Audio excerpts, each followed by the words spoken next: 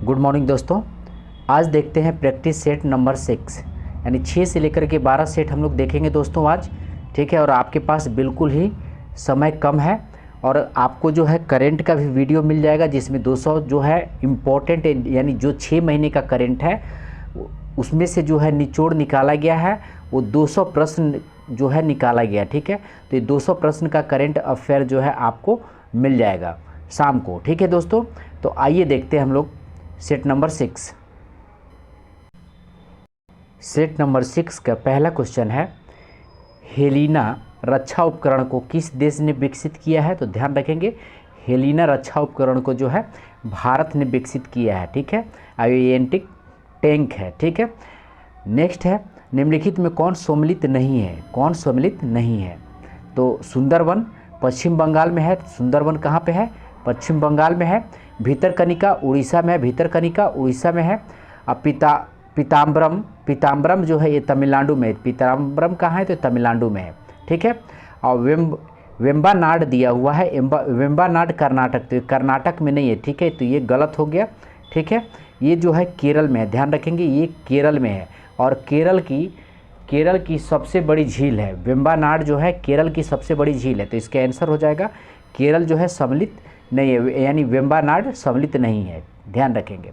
आइए next question देखते हैं, किस बंदरगाह को कॉफ़ी बंदरगाह के नाम से जाना जाता है? तो इसका आंसर हो जाएगा सेंटोस बंदरगाह को जो है कॉफ़ी बंदरगाह के नाम से जाना जाता है, सेंटोस बंदरगाह को। नेक्स्ट है, राष्ट्रीय पोषण संस्थान कहाँ स्थित है? राष्ट्रीय पोषण संस्थान कहाँ स्थित है? तो इसका आंसर हो जाएगा आपको हैदराबाद में। राष्ट्रीय पोषण संस्थान जो है हैदराबाद में स्थित है। ठीक है, आइए नेक्स्ट क्वेश्चन देखते हैं। सम्मिलित करना है रेनेटिंग। तो रेनेटिंग जो है, ये रेनेटिंग आपको जो है ये पनीर है। रेनेटिंग पनीर जैव प्रौद्योगिकी जो है आपको जैव प्रौद्योगिकी जो है प्लास्मिड्स है। और गोल्डन चावल जो है विटामिन ए मिलता है। गोल्डन चावल में विटामिन ए मिलता है। ओजोन परत दिया है, ट्रांसफोस्फियर दिया है, तो ये जो है गलत हो जाएगा। ठीक है, ओजोन ट्रांसफोस्फियर में नहीं है। ठीक है, आइए नेक्स्ट देखते हैं। क्वेश्चन नंबर 6 है, उष्णकटिबंधीय सदाबहार वन भारत के किन किन क्षेत्रों में पाया जाता है? तो सदाबहार वन भारत के किन किन क्षेत्रों में पाया जाता है? तो देख लेते हैं, पश्चिम घाट की पूर्वी ढाल पर, तो ये सही है, पश्चिम घाट की पूर्वी ढाल पर जो है सदाबहार वन पाया जाता है। नेक्स्ट है, अंडमान और निकोबार द्वीप समूह में, तो ये भी सही है, अंडमान और निकोबार द्वीप समूह में सदाबहार वन पाए जाते हैं। अरावली पर्वत श्रृंखला पर, तो अरावली पर्वत श्रृंखला पे नहीं पाया जाता है, तो ध्यान रखेंगे ये गलत है, अरावली पर्वत श्रृंखला पे नहीं पाया जाता है। ठीक है, तो ये गलत हो गया। नेक्स्ट है, उत्तर पूर्वी क्षेत्र की पहाड़ियों पर, उत्तर और पूर्वी क्षेत्र की पहाड़ियों पर, तो ये बिल्कुल सही है, उत्तर और पूर्वी क्षेत्र की पहाड़ियों पर पाया जाता है। ठीक है, तो इसलिए इसका ऑप्शन जो है, सॉरी इसमें जो है ये गलत हो गया। फिर से देखें इसको, पश्चिम घाट के पूर्वी ढालों पर, यहाँ पे पश्चिम घाट के पूर्वी ढालों पे नहीं पाया जाता है। अंडमान और निकोबार द्वीप समूह में यहाँ पे पाया जाता है। ठीक है, अरावली पे नहीं पाया जाता है, उत्तर पूर्वी क्षेत्र की पहाड़ियों पर पाया जाता है, तो इसमें जो है इसका ऑप्शन सी सही हो जाएगा, यानी 2 और 4 सही है। आइए नेक्स्ट देखते हैं, हिमालय पर्वत श्रृंखला किसका उदाहरण है? तो हिमालय पर्वत श्रृंखला किसका उदाहरण है पूछा है, तो ये वलित पर्वत का उदाहरण है। ठीक है, वलित पर्वत का उदाहरण है। नेक्स्ट है, करेवा वैली स्थित है, तो करेवा वैली कहाँ स्थित है? तो कश्मीर में स्थित है। करेवा वैली जो है कश्मीर में स्थित है। नेक्स्ट है, किस आंदोलन के दौरान ऑपरेशन 0 आवर चलाया गया था? तो ऑपरेशन 0 आवर किस आंदोलन के द्वारा चलाया गया था? तो ये भारत छोड़ो आंदोलन के दौरान जो है ऑपरेशन 0 आवर चलाया गया था, भारत छोड़ो आंदोलन के दौरान। ठीक है, आइए नेक्स्ट क्वेश्चन देखते हैं। नेक्स्ट 10 नंबर क्वेश्चन है, किस व्यक्ति ने रॉलेट एक्ट को जानबूझकर की गई हत्या कहकर संबोधित किया है? तो ये आपको कहा है सीएफ एंड्रयूज ने रॉलेट एक्ट को जानबूझकर की गई हत्या कहकर संबोधित किया है सीएफ एंड्रयूज। ध्यान रखेंगे, सीएफ एंड्रयूज। नेक्स्ट है, वन संरक्षण अधिनियम कब पारित किया गया था। तो वन संरक्षण अधिनियम कब पारित किया गया था? तो ये 1980 में पारित किया गया था। वन संरक्षण अधिनियम जो है 1980 में पारित किया गया था। ध्यान रखेंगे, वन संरक्षण अधिनियम 1980 में पारित किया गया था। नेक्स्ट है, इनमें से कौन सी ग्रीन हाउस प्रभाव उत्पन्न करने वाली गैस है? तो ग्रीन हाउस प्रभाव उत्पन्न करने वाली गैस है, तो इसका आंसर हो जाएगा आपको इनमें से सभी, यानी जलवाष्प भी ग्रीन हाउस उत्पन्न करता है, मीथेन भी और ओजोन भी। ठीक है, तो इनमें से सभी हो जाएगा। नेक्स्ट है, सिगरेट के धुएं में मुख्य प्रदूषक होता है। तो सिगरेट के धुएं में जो है मुख्य प्रदूषक होता है आपको कार्बन मोनोऑक्साइड होता है, कार्बन मोनोऑक्साइड होता है, उसके बाद बेंजीन होता है, कार्बन मोनोऑक्साइड और बेंजीन होता है, यानी इसका आंसर हो जाएगा बी और सी, बी और सी हो जाएगा। नेक्स्ट है, गैसीय हॉल मिश्रण है। तो गैसीय हॉल किसका मिश्रण है? तो गैसीय हॉल मिश्रण है, ये आपको पूछा है, तो इसका आंसर हो जाएगा आपको 90% पेट्रोल और 10% एल्कोहल का, 90% पेट्रोल और 10% एल्कोहल का। नेक्स्ट है, यदि एक वस्तु एक समान गति से वृत्ताकार पथ पर गतिशील है तो इसका त्वरण बढ़ता है, इसका त्वरण घटता है। ठीक है, तो इसका आंसर हो जाएगा इसका वेग परिवर्तित होता रहता है। ठीक है, इसका वेग जो है परिवर्तित होता रहता है। यानी क्या दिया है क्वेश्चन, यदि एक वस्तु एक समान गति से वृत्ताकार पथ पर गतिशील हो तो इसका वेग जो है परिवर्तित होता रहता है, ध्यान रखेंगे। नेक्स्ट है 16 नंबर, सम्मिलित करना है इसको। अम्मीटर क्या है? तो अम्मीटर जो है ये विद्युत को नापने वाला है, अम्मीटर। ठीक है, अमीमीटर। उसके बाद जो हाइग्रोमीटर क्या है? हाइग्रोमीटर जो है सापेक्ष आर्द्रता को मापता है, सापेक्ष आर्द्रता को मापता है। बैरोमीटर क्या है? तो बैरोमीटर जो है दाब को मापता है, बैरोमीटर दाब को मापता है। और वाट क्या है? तो वाट जो है शक्ति का मात्रक, वाट जो है शक्ति का मात्रक है। आइए नेक्स्ट देखते हैं, बहिष्कृत भारत नामक पुस्तक का प्रकाशन किसने किया है? बहिष्कृत भारत नामक पुस्तक का प्रकाशन किसने किया है? तो इसका आंसर हो जाएगा B R Ambedkar, B R Ambedkar ने बहिष्कृत भारत नामक पुस्तक का प्रकाशन किया है। नेक्स्ट है, आधुनिक भारत का निर्माता किसे कहा जाता है? आधुनिक भारत का निर्माता किसे कहा जाता है? तो इसका आंसर हो जाएगा आपको राजा राम मोहन राय, राजा राम मोहन राय को आधुनिक भारत का निर्माता कहा जाता है। तो दोस्तों आप अपना आंसर मिलाते जाइए और आपका जो है आंसर गोली की तरह होनी चाहिए। ठीक है, यानी आप जो है क्वेश्चन पढ़ा गया और आपको के मुंह में जो है आंसर आ जाना चाहिए, तो ऐसे जो है रिवाइज आप करिए। ठीक है, आइए देखते हैं 19 नंबर क्वेश्चन दिया हुआ है, ड्यूस डबल फॉल्ट जैसे शब्द का संबंध किस खेल से है? तो ड्यूस डबल फॉल्ट जैसे शब्द का संबंध किस से है? तो ये जो है लॉन टेनिस से है, लॉन टेनिस से है, ध्यान रखेंगे। नेक्स्ट है, प्रकलन समिति के संबंध में निम्न कथनों पर विचार कीजिए। तो प्रकलन समिति के संबंध में दिया है, तो आइए देख लेते हैं। दिया है इसमें सदस्यों की संख्या 25 होता है, तो प्रकलन समिति की सदस्यों की संख्या जो होता है 30 होता है, ध्यान रखेंगे 30 होता है, तो इसलिए ये गलत है, 30 होता है, ध्यान रखेंगे। फिर नेक्स्ट दिया है इसके सदस्यों में सदस्य 10 सदस्य लोकसभा और 15 सदस्य राज्यसभा से होते हैं, तो ये बिल्कुल ही गलत है। ठीक है, सिर्फ लोकसभा से जो है सिर्फ लोकसभा से 30 सदस्य होते हैं, ध्यान रखेंगे, सिर्फ लोकसभा से प्रकलन समिति में जो है 30 सदस्य होते हैं।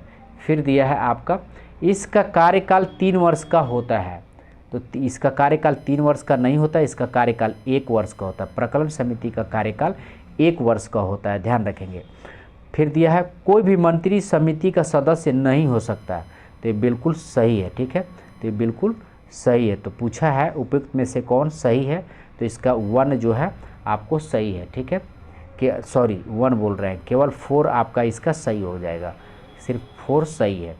आइए नेक्स्ट देखते हैं, राज्यपालों की सम्मेलन की अध्यक्षता कौन करता है? तो राज्यपालों की सम्मेलन की अध्यक्षता कौन करता है पूछा है, तो ये करते हैं आपको राष्ट्रपति करते हैं। ठीक है, राष्ट्रपति करते हैं। ठीक है, और राज्यपालों का क्षमादान कौन सा है? तो क्षमादान है, ध्यान रखेंगे 161 से जो है ये क्षमादान है। ठीक है, और राज्यपाल के बारे में दिया हुआ है, राज्यपाल के बारे में अनुच्छेद 153 में दिया हुआ है, एक अनुच्छेद 153 में दिया हुआ है। ठीक है, आइए नेक्स्ट देखते हैं। सूची 1 और सूची 2 को जो है सम्मिलित करना है। तो भाग 5 में क्या दिया हुआ है? तो भाग 5 में दिया हुआ है संघ सरकार, ध्यान रखेंगे भाग 5 में संघ सरकार दिया हुआ है। और भाग 10 में क्या दिया हुआ है? तो भाग 10 में दिया हुआ है अनुसूचित जाति और जनजाति, ध्यान रखेंगे भाग 10 में दिया हुआ है अनुसूचित जाति और जनजातीय। और भाग 15 में क्या दिया हुआ है? भाग जो है 15 में क्या दिया हुआ है? तो भाग 15 में निर्वाचन आयोग दिया हुआ, भाग 15 में निर्वाचन आयोग दिया हुआ। और भाग 20 में क्या दिया हुआ है? तो भाग 20 में संविधान संशोधन दिया हुआ, भाग 20 में संविधान संशोधन दिया हुआ है। एक बार और देख ले, भाग 5 में संघ सरकार, भाग 10 में अनुसूचित जाति और जनजातीय क्षेत्र, और भाग 15 में जो है निर्वाचन आयोग, और भाग 20 में संविधान संशोधन प्रक्रिया दिया हुआ। तो आइए नेक्स्ट देखते हैं। आयरलैंड के संविधान से भारतीय संविधान में से लिया गया है। तो आयरलैंड के संविधान से भारतीय संविधान में लिया गया, तो आयरलैंड के संविधान से क्या लिया गया है? तो इसका आंसर हो जाएगा आपको, ठीक है, राज्य के नीति निर्देशक तत्व, तो ये आयरलैंड के संविधान से लिया गया है, सही है। राष्ट्रपति के निर्वाचन पद्धति, तो ये भी सही है, राष्ट्रपति की निर्वाचन पद्धति जो है आयरलैंड के संविधान से लिया गया है। राज्यसभा के लिए सदस्यों का नामांकन, ये भी आयरलैंड के संविधान से लिया गया है, तो उपयुक्त सभी इसके आंसर हो जाएगा। एक बार और देखें, आयरलैंड से लिया गया राज्य के नीति निर्देशक सिद्धांत, राष्ट्रपति की निर्वाचन पद्धति, राज्यसभा के लिए सदस्यों का नामांकन, ये जो है तीनों जो है आयरलैंड के संविधान से लिया गया है। नेक्स्ट है, निम्नलिखित में कौन सा अनुच्छेद उच्च न्यायालय को अभिलेख न्यायालय का दर्जा देता है? मोस्ट इम्पोर्टेंट है, ध्यान रखेंगे, उच्च न्यायालय को अभिलेख न्यायालय का दर्जा कौन सा अनुच्छेद देता है? तो इसका आंसर हो जाएगा आपको अनुच्छेद 215 जो है उच्च न्यायालय को अभिलेख न्यायालय का दर्जा देता है, अनुच्छेद 215 देता है, ध्यान रखेंगे। ठीक है, अनुच्छेद 216 क्या है? अनुच्छेद 216 क्या है? तो 216 है उच्च न्यायालय का गठन, ठीक है, उच्च न्यायालय का गठन है। ठीक है, आइए नेक्स्ट देखते हैं। भारत का संविधान किस प्रकार का है? तो भारत का संविधान पूछा है किस प्रकार का है?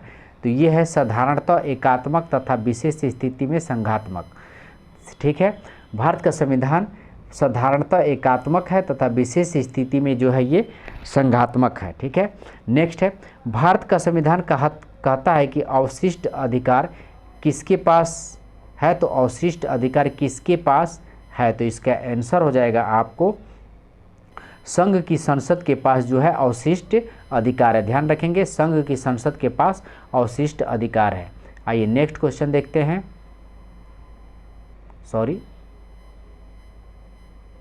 नेक्स्ट प्रश्न देखते हैं। प्रश्न नंबर आपको 27 नंबर क्वेश्चन है, किस प्रस्ताव को पारित किए जाने पर मंत्री परिषद को इस्तीफा देना पड़ता है? तो इसका आंसर हो जाएगा आपको अविश्वास प्रस्ताव का पारित होने पर मंत्री परिषद को इस्तीफा देना पड़ता है, अविश्वास प्रस्ताव को पारित करने पर। नेक्स्ट है, लोक लेखा समिति से संबंधित तथ्यों में सही कौन है? तो लोक लेखा समिति में पूछा है, इसमें सही कौन है पूछा है, तो इसका आंसर हो जाएगा आपको,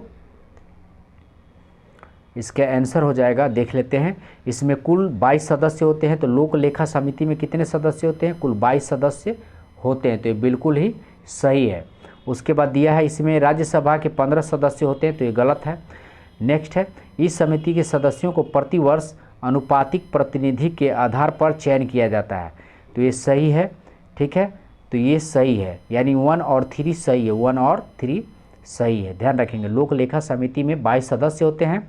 इस समिति के सदस्य को प्रतिवर्ष अनुपातिक प्रतिनिधि के आधार पर चयन किया जाता है। नेक्स्ट है, गिल्ट एजेंट मार्केट निम्न में से किससे संबंधित है? तो गिल्ट एजेंट मार्केट निम्नलिखित में से किससे संबंधित है? तो ये जो है आपको सरकारी प्रतिभूतियों के व्यापार से संबंधित है, सरकारी प्रतिभूतियों के व्यापार से संबंधित है। नेक्स्ट है, चालू खाते के संदर्भ में किस वर्ष रुपए को पूर्ण रूप से परिवर्तनीय घोषित कर दिया गया है? ध्यान रखेंगे, चालू खाते के संदर्भ में किस वर्ष रुपये को पूर्ण रूप से परिवर्तनीय घोषित कर दिया गया है? तो ये 1994 में जो है रुपये को परिवर्तनीय रूप में घोषित किया गया 1994 में, ध्यान रखेंगे। नेक्स्ट है डायोमेंटिन गर्त। डायोमेंटिन गर्त या खाई किस महासागर में स्थित है? तो डायोमेंटिन गर्त या खाई किस महासागर में स्थित है? तो ये आपको डायोमेंटिन गर्त जो है हिंद महासागर में स्थित है, ध्यान रखेंगे। डायोमेंटिन गर्त हिंद महासागर में स्थित है। आइए नेक्स्ट देखते हैं, बरमुंडा त्रिभुज का त्रिकोण किस महासागर में स्थित है? बरमुंडा त्रिभुज का त्रिकोण किस महासागर में स्थित है पूछा है। तो बरमुंडा त्रिभुज का त्रिकोण जो है ये उत्तर पश्चिमी, ध्यान रखेंगे, उत्तर पश्चिम अटलांटिक महासागर में स्थित है। बरमुंडा त्रिभुज का त्रिकोण किस महासागर में स्थित है? तो उत्तर पश्चिम अटलांटिक महासागर में बरमुंडा त्रिभुज स्थित है। नेक्स्ट है अग्नेय चट्टानें ग्रेनाइट का रूपांतरित रूप है। अग्नेय चट्टानें ग्रेनाइट का रूपांतरित रूप क्या होता है? तो नीस होता है, ध्यान रखेंगे। अग्नेय चट्टान ग्रेनाइट का रूपांतरित रूप नीस होता है। नेक्स्ट है अंतरिम सरकार में मुस्लिम लीग के कितने प्रतिनिधि शामिल हुए थे? तो अंतरिम सरकार में मुस्लिम लीग के कितने प्रतिनिधि शामिल हुए थे? तो 5 प्रतिनिधि शामिल हुए थे, ध्यान रखेंगे।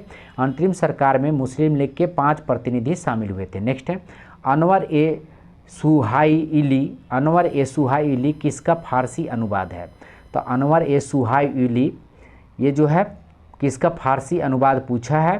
तो अनवर ए सुहाइली जो है पंचतंत्र का जो है फारसी अनुवाद है, ध्यान रखेंगे। अनवर ए सुहाइली पंचतंत्र का जो है फारसी अनुवाद है, पंचतंत्र का फारसी अनुवाद है। आइए नेक्स्ट देखते हैं, भारत में प्रिंटिंग प्रेस का आगमन किस देश की देन मानी जाती है? तो भारत में प्रिंटिंग प्रेस का आगमन जो है ये पुर्तगालियों का देन मानी जाती है, ध्यान रखेंगे, पुर्तगालियों का देन मानी जाती है। नेक्स्ट है राजा राम मोहन राय की मृत्यु के पश्चात ब्रह्म समाज का नेतृत्व किसने किया? मोस्ट इंपॉर्टेंट है, ध्यान रखेंगे। राजा राम मोहन राय के मृत्यु के पश्चात ब्रह्म समाज का नेतृत्व किसने किया? तो ब्रह्म समाज का नेतृत्व राजा राम मोहन राय के बाद जो है देवेंद्रनाथ टैगोर किए थे, देवेंद्रनाथ टैगोर किए थे। नेक्स्ट है 38 नंबर क्वेश्चन दिया हुआ है आपको, और ब्रह्म समाज का स्थापना कब हुआ था? तो 1828 में, ये भी ध्यान रखेंगे, कलकत्ता में। 1828 में स्थापना हुआ था कलकत्ता में। नेक्स्ट है 38 नंबर क्वेश्चन, निम्नलिखित में किन व्यक्तियों ने द्वितीय गोलमेज सम्मेलन में भाग लिया है? तो द्वितीय गोलमेज सम्मेलन में कौन कौन भाग लिया है? तो महात्मा गांधी भाग लिए थे, महात्मा गांधी भाग लिए थे। सरोजिनी नायडू ये भी भाग ली थी, सरोजिनी नायडू। और मौलाना आज़ाद ये भी भाग लिए थे, मौलाना आज़ाद भाग लिए थे। मदन मोहन मालवीय जो है भाग नहीं लिए थे, ठीक है। तो इसका कूट चयन करना है तो हो जाएगा आपको 1 2 4, 1 2 4। तो इसका आंसर हो जाएगा आपको, सॉरी, तो इसका आंसर हो जाएगा, इसमें एक गलत हमने बता दिया, देख लीजिए फिर से इसको। तो द्वितीय गोलमेज सम्मेलन में जो है महात्मा गांधी ने भाग लिया था, सरोजिनी नायडू ने भाग लिया था और मदन मोहन मालवीय ने भाग लिया था, ठीक है। और ये जो है मौलाना आज़ाद जो है भाग नहीं लिए थे। तो इसका आंसर हो जाएगा आपको 1 2 और 3, 1 2 और 3 हो जाएगा। आइए नेक्स्ट देखते हैं, भक्ति आंदोलन को दक्षिण से उत्तर भारत लाने का श्रेय किसे दिया जाता है? तो भक्ति आंदोलन को दक्षिण से उत्तर की ओर लाने का श्रेय जो है ये रामानंद को दिया जाता है, रामानंद को दिया जाता है, ध्यान रखेंगे। नेक्स्ट है निम्नलिखित को सम्मिलित करना है, निम्नलिखित को सम्मिलित करना है। तो प्रथम बौद्ध संगीत ये किसके समय में हुआ था? तो अजात शत्रु के समय में हुआ था। प्रथम बौद्ध संगीत अजात शत्रु के समय में हुआ था। द्वितीय बौद्ध संगीत जो है, द्वितीय बौद्ध संगीत एक कालशोक के समय में हुआ था, कालशोक के समय में हुआ था। और तृतीय बौद्ध संगीत जो है ये अशोक के समय में हुआ था, अशोक के समय। और चतुर्थीय बौद्ध संगीत जो है ये कनिष्क के समय में हुआ था, ये कनिष्क के समय में हुआ था, ठीक है। आइए नेक्स्ट देखते हैं, 41 नंबर क्वेश्चन है, गांधी जी के निम्नलिखित आंदोलनों का कालक्रम अनुसार व्यवस्थित करें, ठीक है। तो कालक्रम के अनुसार जो है व्यवस्थित करना है। असहयोग आंदोलन कब हुआ था? तो असहयोग आंदोलन हुआ था आपको 1920 में हुआ था, ठीक है। और रॉलेट एक्ट सत्याग्रह कब हुआ था? तो 1919 में हुआ था, 1919 में हुआ था, ठीक है, 1919 में हुआ था। और खेड़ा आंदोलन कब हुआ था? तो खेड़ा आंदोलन हुआ था 1918 में हुआ था, खेड़ा आंदोलन 1918 में हुआ था। अहमदाबाद मिल हड़ताल कब हुआ था? तो ये भी हुआ था आपको 1918 में हुआ था, 1918 में हुआ था। तो अब व्यक्तिगत कालक्रम के अनुसार व्यवस्थित करना है इसको, ठीक है। तो पहले कौन हो जाएगा, पहले आपका हो जाएगा, आपको अहमदाबाद मिल हड़ताल हो जाएगा, ठीक है, अहमदाबाद मिल हड़ताल हो जाएगा। उसके बाद खेड़ा आंदोलन हो जाएगा, उसके बाद जो है रॉलेट एक्ट, उसके बाद असहयोग आंदोलन, यानी इसका आंसर डी सही हो जाएगा। आइए नेक्स्ट देखते हैं, नाभिक के अलावा कोशिका के किस कोशिकांग में डीएनए होता है। तो नाभिक के अलावा जो है माइटोकॉन्ड्रिया में जो है, माइटोकॉन्ड्रिया में डीएनए होता है, ध्यान रखेंगे, नाभिक के अलावा माइटोकॉन्ड्रिया में जो है डीएनए होता है। नेक्स्ट है, किन गुणों में हार्मोन में एंजाइम से भिन्न होता है। किन गुणों में हार्मोन में एंजाइम से भिन्न होता है, तो इसका आंसर हो जाएगा ये सभी प्रोटीन नहीं है, ठीक है, ठीक है, ये सभी प्रोटीन नहीं है। आइए नेक्स्ट देखते हैं, नेक्स्ट है 44 नंबर क्वेश्चन है, निम्न में कौन सा रोग विटामिन ए की कमी के कारण होता है।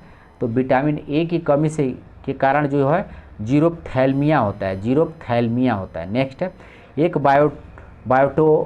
बायोटेक्निक जिसमें अल्ट्रासोनिक ध्वनि का उपयोग किया जाता है।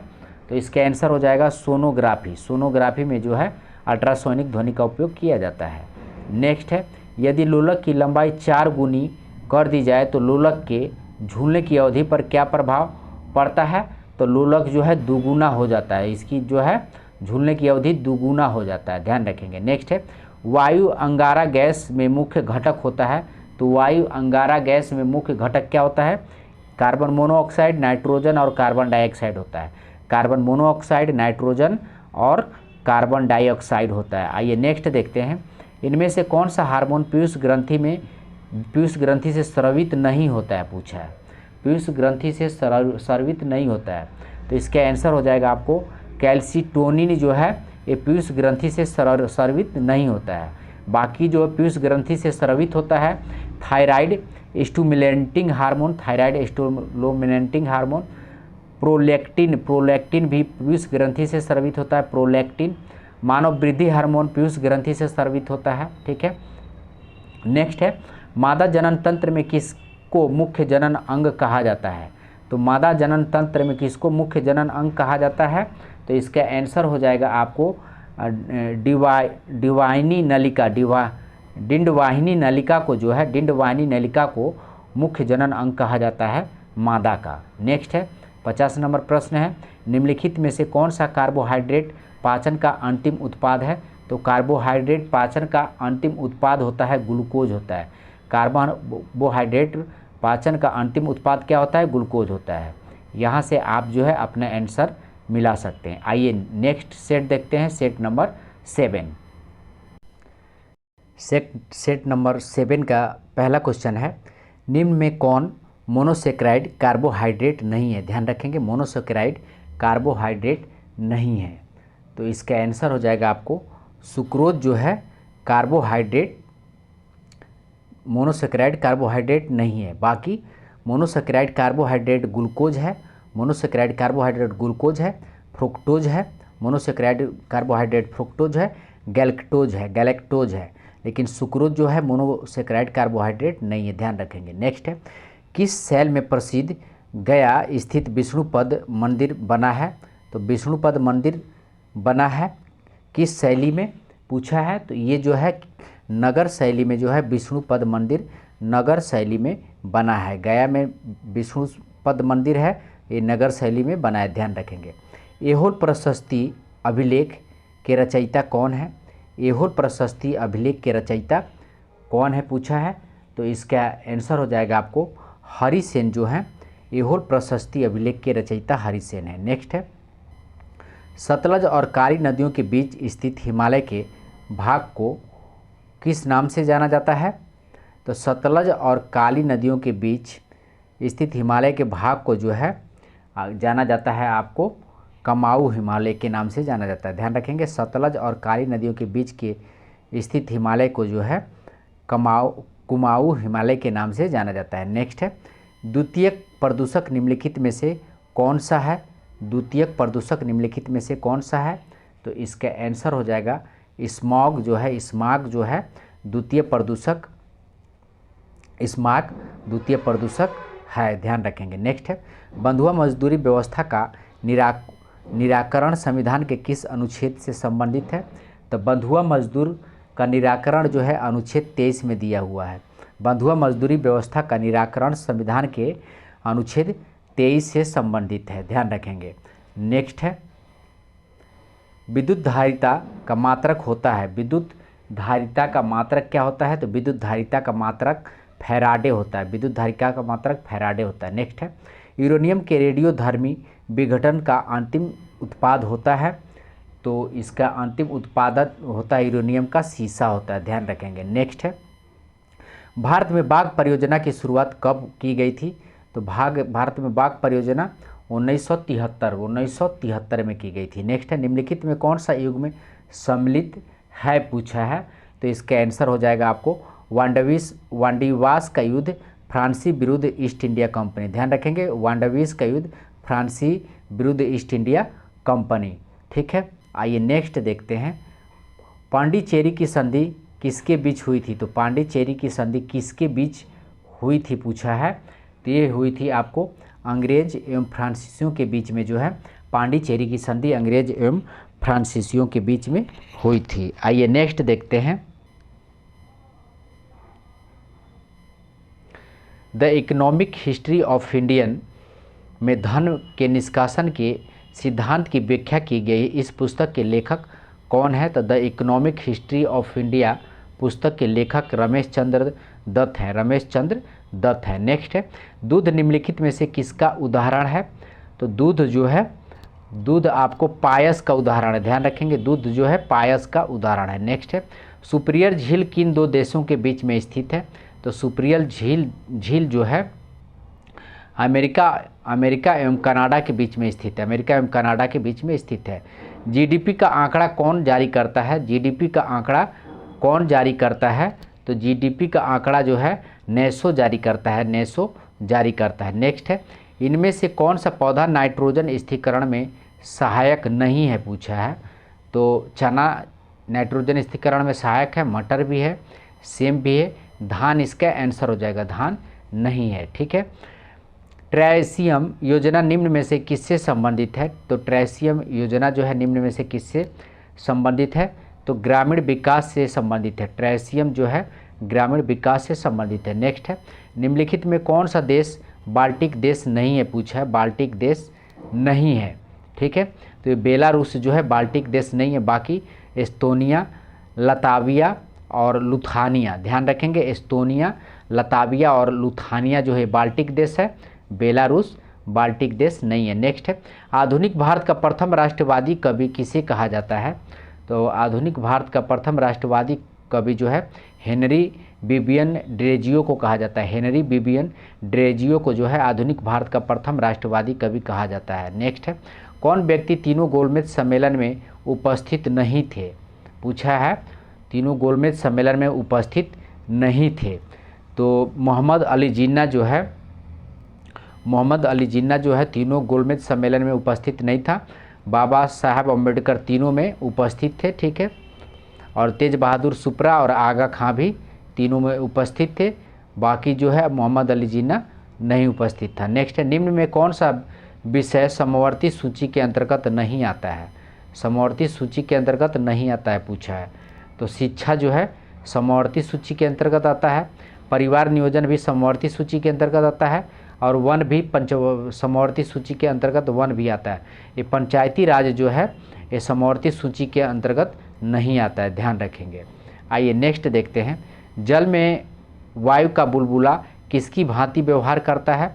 तो जल में वायु का बुलबुला जो है किसकी भांति व्यवहार करता है? तो अवतल लेंस के भांति व्यवहार करता है। जल में वायु का बुलबुला अवतल लेंस के भांति व्यवहार करता है। नेक्स्ट है, विद्रोह दिया हुआ है और नेता दिया हुआ है। संताल विद्रोह कौन किए थे? तो सिद्धू एवं कान्हू, संताल विद्रोह सिद्धू एवं कान्हू, ठीक है। इसमें सम्मिलित नहीं है पूछा है, तो ये सम्मिलित है, ठीक है। रामोसी विद्रोह जो है चीतर सिंह किए थे। रामोसी विद्रोह कौन किया था? रामोसी विद्रोह चीतर सिंह नेता थे रामोसी विद्रोह का।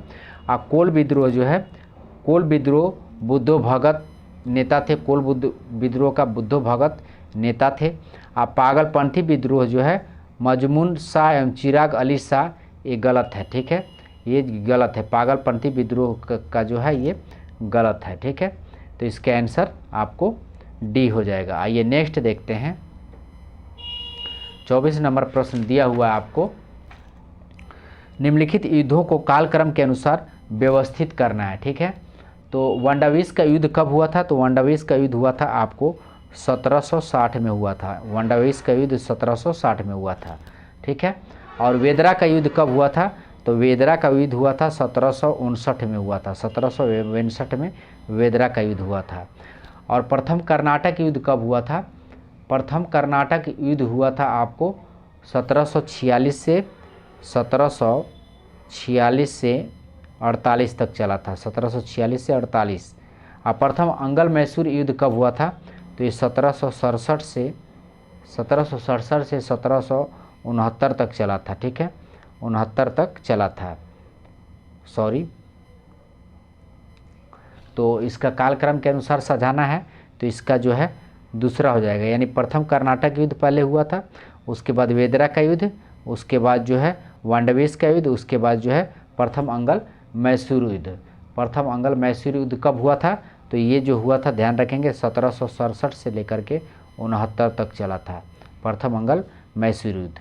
आइए नेक्स्ट देखते हैं, किस बौद्ध संगति के दौरान अभिधम पिटक की रचना की गई थी? तो अभिधम पिटक की रचना किस बौद्ध संगति के दौरान की गई थी? तो इसका आंसर हो जाएगा आपको इसका आंसर हो जाएगा आपको तृतीय बौद्ध संगति। तृतीय बौद्ध संगति के द्वारा जो है, तृतीय बौद्ध संगति के द्वारा जो है इसका हुआ था, ठीक है। तृतीय बौद्ध संगति के द्वारा जो है अभिधम पिटक का रचना हुआ था, ठीक है। नेक्स्ट है, निम्नलिखित घटनाओं का सही कालक्रम क्या है? क्रिप्स मिशन, ठीक है, कालक्रम पूछा है कि कब कब जो है ये हुआ है, तो कालक्रम क्या हो जाएगा इसका? इसका जो है कालक्रम हो जाएगा क्रिप्स मिशन मार्च 1942 में आया था। क्रिप्स मिशन जो है मार्च 1942 में आया था, 1942 में आया था, ठीक है। और भारत छोड़ो आंदोलन 9 अगस्त 1942 में आया था, 9 अगस्त 1942 में आया था, ठीक है, 9 अगस्त 1942 में हुआ था। और अगस्त प्रस्ताव 8 अगस्त को हुआ था, 8 अगस्त 1940 को हुआ था, 1940 को अगस्त प्रस्ताव हुआ था। और व्यक्तिगत सत्याग्रह हुआ था, व्यक्तिगत सत्याग्रह 17 अक्टूबर 1940 को हुआ, 17 अक्टूबर 1940 को हुआ था। तो इसमें जो है इसका आंसर हो जाएगा, सबसे पहले इसका आंसर हो जाएगा आपको 2 अगस्त प्रस्ताव। अगस्त प्रस्ताव कब हुआ था? तो ध्यान रखेंगे 8 अगस्त 1940 को, ठीक है। उसके बाद आ जाएगा आपका चौथा आ जाएगा व्यक्तिगत सत्याग्रह। व्यक्तिगत सत्याग्रह हुआ था 17 अक्टूबर 1940 को, 17 अक्टूबर 1940 को। उसके बाद आ जाएगा आपको क्रिप्स मिशन। क्रिप्स मिशन मार्च 1942, क्रिप्स मिशन मार्च 1942। और भारत छोड़ो आंदोलन 9 अगस्त 1942 को हुआ था। तो सबसे लास्ट में भारत छोड़ो आंदोलन आ जाएगा, ठीक है। तो ये इसका आंसर ये हो जाएगा। नेक्स्ट है, निम्नलिखित में कौन सी नदी विषुवत रेखा को 2 बार काटती है? तो विषुवत रेखा को 2 बार काटती है कौन सी नदी? तो कांगो नदी जो है अफ्रीका में है, ये विषुवत रेखा को 2 बार काटती है कांगो नदी, ठीक है। नेक्स्ट है, कार्टाजेना प्रोटोकॉल का संबंध किससे है? कार्टाजेना प्रोटोकॉल का संबंध किससे है? तो कार्टाजेना प्रोटोकॉल का संबंध जैव सुरक्षा से है। कार्टाजेना प्रोटोकॉल का संबंध जैव सुरक्षा से है, ठीक है। नेक्स्ट है, चश्मे के लेंस किस कांच से बनाए जाते हैं? तो चश्मे के लेंस जो है क्रूक्स कांच से बनाए जाते हैं, क्रूक्स कांच से बनाए जाते हैं। नेक्स्ट है, निम्नलिखित नगरों में किस एक नगर का संबंध महावीर से नहीं है? पूछा है, महावीर से नहीं है, ठीक है। तो ये लुम्बनी जो है महावीर से संबंध नहीं है।